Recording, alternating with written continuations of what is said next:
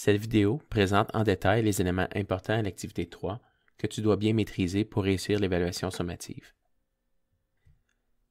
Rappelle-toi que le but premier de la carte mère est de relier chacune des composantes de l'ordinateur. Ces liens sont appelés bus.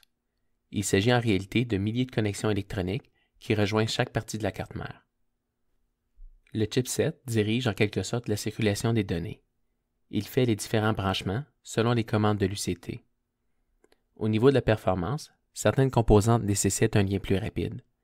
C'est le cas de la mémoire vive et des fentes d'expansion PCI Express.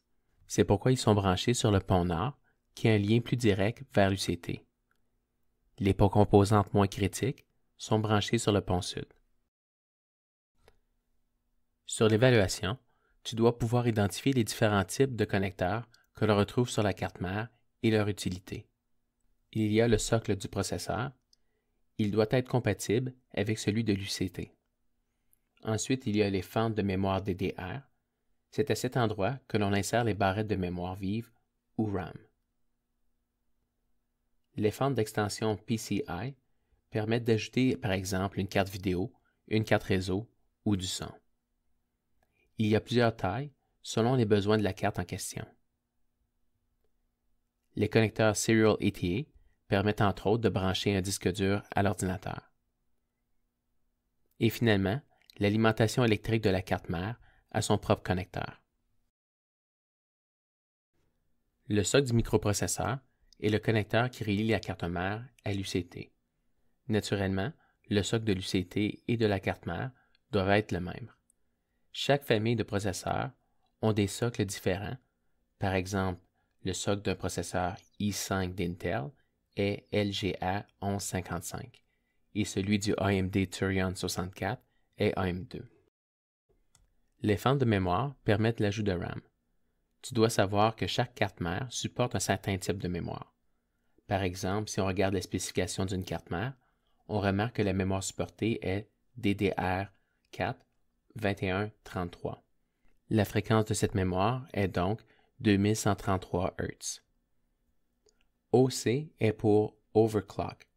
Donc tu peux utiliser des barrettes de mémoire plus rapides, mais il y a un certain risque de surchauffe des composantes dans le cas d'une ventilation inadéquate du boîtier de l'ordinateur.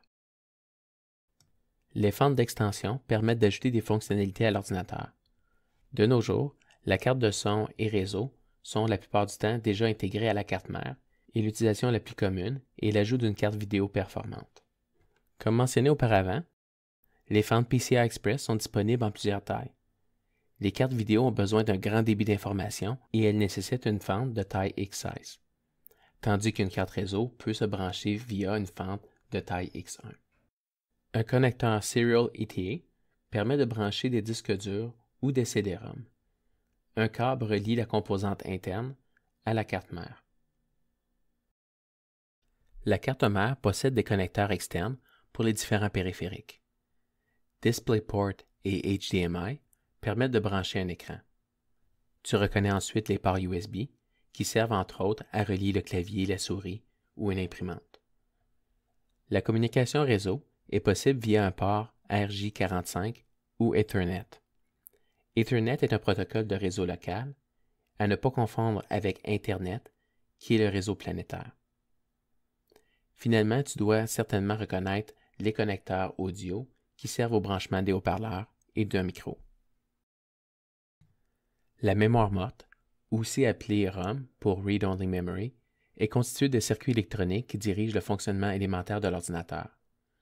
Le contenu de cette mémoire ne peut pas être modifié et a été conçu par le fabricant. Ses tâches principales sont les vérifications du matériel lors du démarrage de l'ordinateur et le lancement du système d'exploitation.